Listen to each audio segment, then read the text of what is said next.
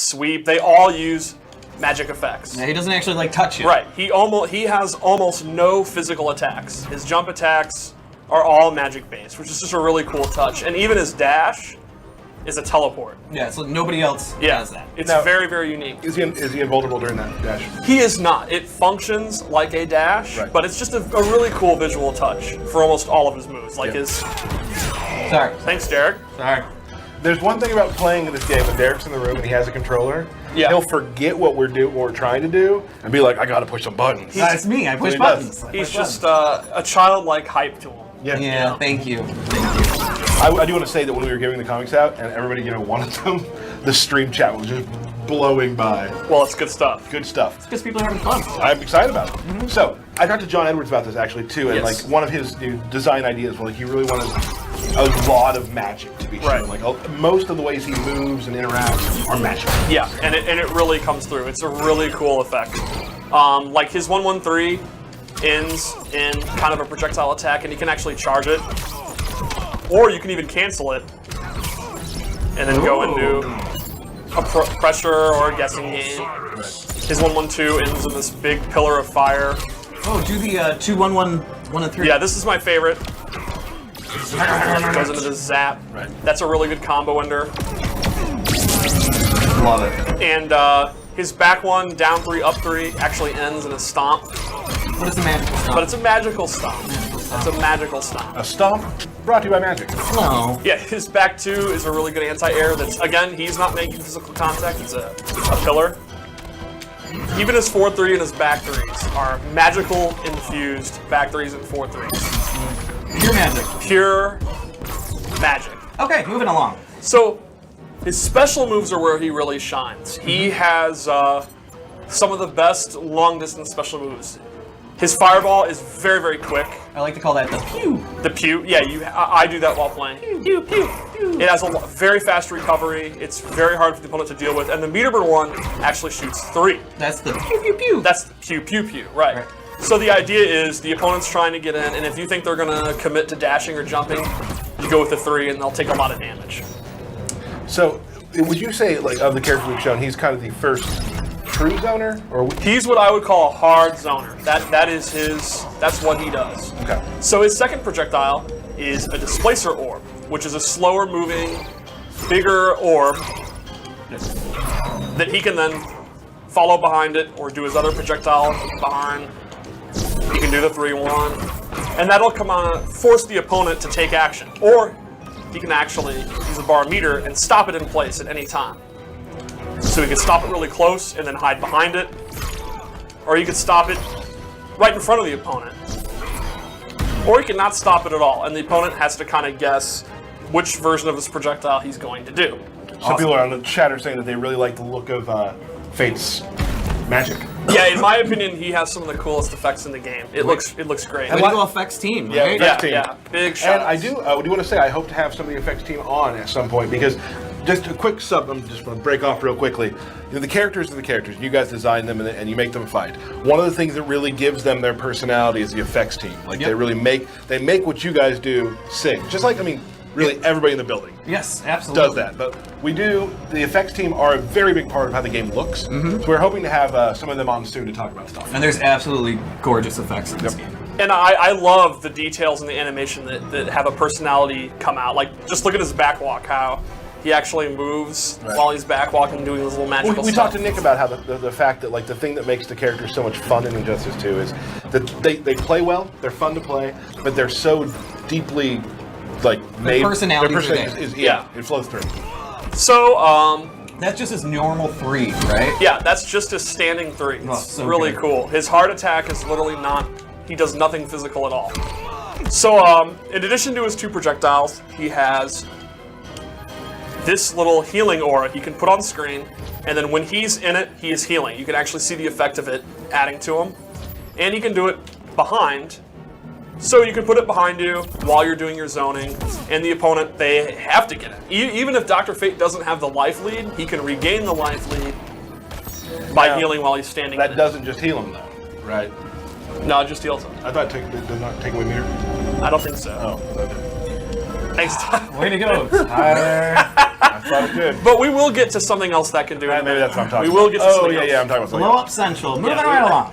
So anyway, and then he does have an up-close special move, which, even though it's an up-close special move, it plays into his defensive playstyle. So he has this glyph, where he actually shoots it back, and this will knock the opponent far away, and this is safe on block, and it has pushback on block. Can you block for a second? Yeah. Just hold down. Yep. So you can see Dr. Fate will be pushed back. So this would be the move you use up close. Oh. Like, can you block for a second? Yeah, I guess. Yeah, so even when you're up close with Dr. Fate and you want to create space, this would be a great move to use. And the meter rune one goes back even further. Now you can get hit. And you can see they get pushed way back.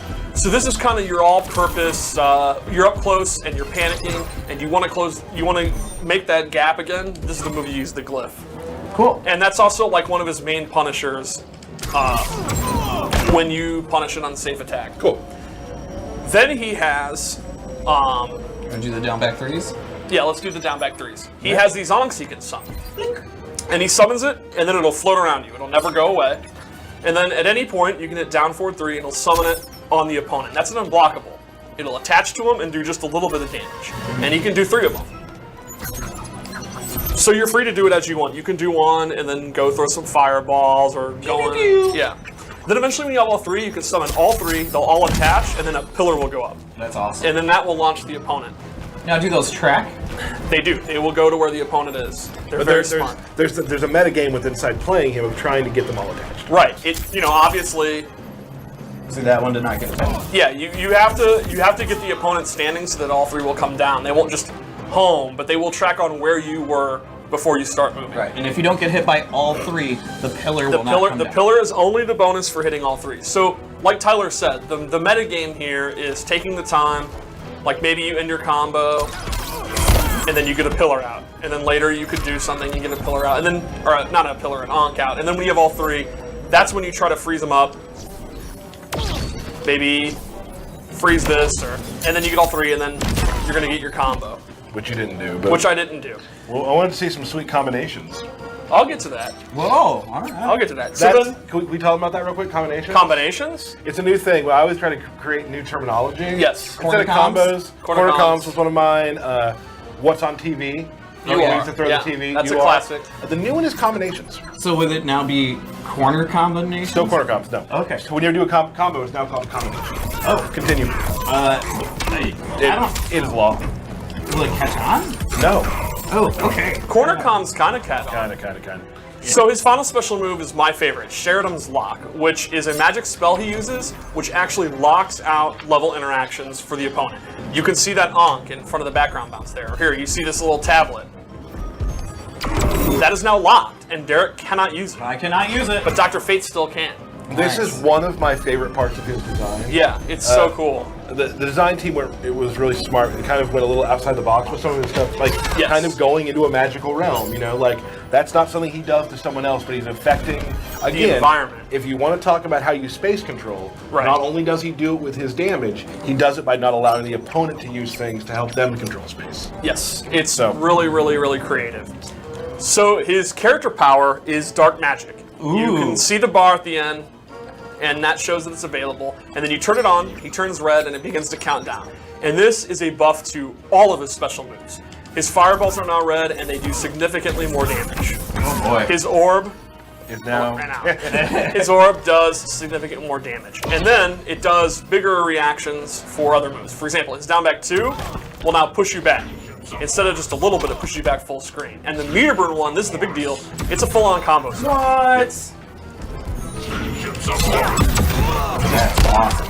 Look at this. Look at this magic. oh, magical. So you asked earlier for combos, and this is really the key to his combos. what I asked for?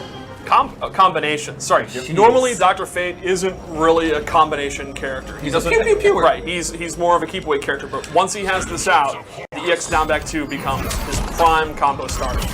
Wow, that's awesome. His healing thing actually turns into a damaging aura, and if the opponent gets in that, they are damaged. Their health will start to drain. Ooh, there it goes. And you can again set it behind you if you think the opponent would maybe teleport behind you, or you can set it in front of them.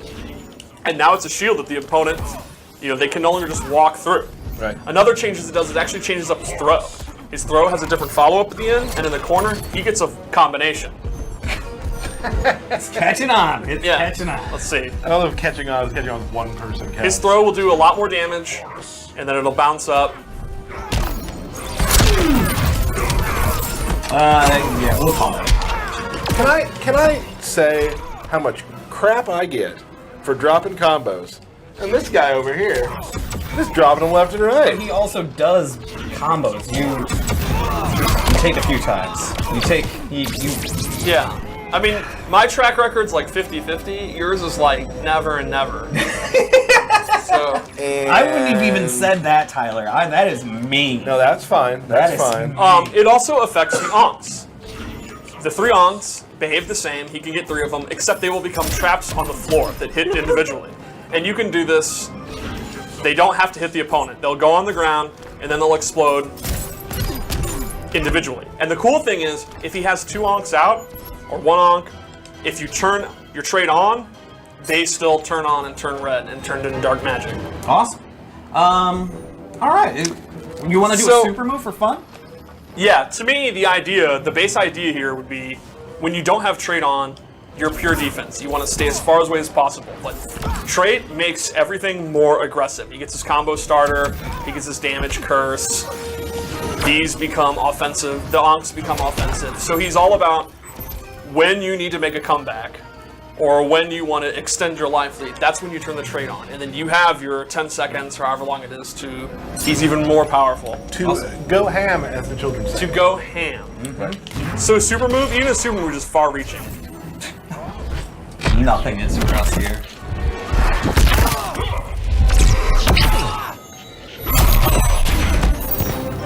Yeah. Cool. There's lots of little Dr. Fates stuck in that Lots of amulet. Dr. Fates, right. All right, cool. All doctors. All doctors. Yeah. All PhDs. Let us move go to his second All right, second loadout. Second loadout, yes. So for this one, let me see what I wrote down on the old paper. Here we go. Okay, so this one we got obviously a sweet new outfit. Yeah, look at that gear helmet. set for him. He's got some some bronze looking going on and some purple. So with this one, we've given him the Seeker Orb. Oh, this is a good one. So the thing about Dr. Fate is a lot of his abilities modify or somewhat alter or improve a lot of his magical attacks rather than like totally replace them. Yeah. Like for example, his orb is slower moving, but it will now actually home in on the opponent. He can delay if he wants to release it, when he wants to release it, or he can just do it. And it'll actually track him if he's jumping, if he moves around. And you can see that it's slower moving, so he can actually just go in and actually meet it. Like he can reach the opponent before the orb does. And that allows for all kind of setups. Yeah, if you can do them. Tyler, no. Roasted. No. You burnt. Well, Derek's also jumping around. Yeah, that's what I do. Yeah. And I don't care. Okay. Is there? I was gonna say, We- do meter we- move. We've Yes, you can also stop it. Okay. And then And then the second one is he didn't write it down. I didn't write it down, Steve. she did not write Oh, it I down. It's the yes. It's the nope. Do the back. Do the onks. Nope. We'll go with the move work. Okay. Nope. There it is. Oh, I know. This changes his healing and his curse move. And it makes it so that it will be active if he goes into it. So let's say you have the healing orb out. If you go into it, it'll explode and immediately just give him health back. And the opposite is true of the dark one. He can have it out there, and if the opponent goes in, it immediately explodes. Right. So this makes it even more dangerous as a shield to use. So you can have it out, and the opponent really has to be careful. And then you could couple that with the orb. So the opponent's afraid to get in. I'm terrified. Yeah, and then you start doing your orb, and you've really filled the screen with your trinkets. With your trinkets. I would have gone with magical spells. Magical spells. Okay. Trinkets or items. Yeah. Yeah. Okay, let's move on to the next loadout. So that would definitely be an example of a loadout to just continue what he's already good at, which is keep out. So what would happen in a matchup where Dr. Fate gets zoned out himself, another powerful zoner, like say Deadshot, Or a mirror match. or perhaps a mirror match, which you don't like. I don't like mirror matches. Absorption spell turns his glyph into a projectile absorbed. You will actually absorb it. Time it, Steve. I got it the first time. There it is. All right, look at that. Yeah, There and we it's go. it's pretty easy to do in reaction. It covers up a lot of the screen. It's very fast. I like how the little projectile just Yes, goes flying flying off. away, He's yeah. like, oh, I'm out. So this would be a good one to use, like I said, against someone else who also is a good zoner. So Dr. Fate will always have the zoning advantage since projectiles are meaningless to him. And then, what if it was a matchup where Dr. Fate needs to get in? He has increased mobility with the air dash. Another gear Yes. ability you can see. Awesome. So normally he's not a character that wants to get in close, and he has kind of some trouble getting in close. So if you're having that, you can use this one, and it's a lot easier to close the gap. And once you've controlled the ground with your projectiles that we talked about, you can then use it to control the air with your air dash. Cool. Well, Jen, let's get back to the boys here.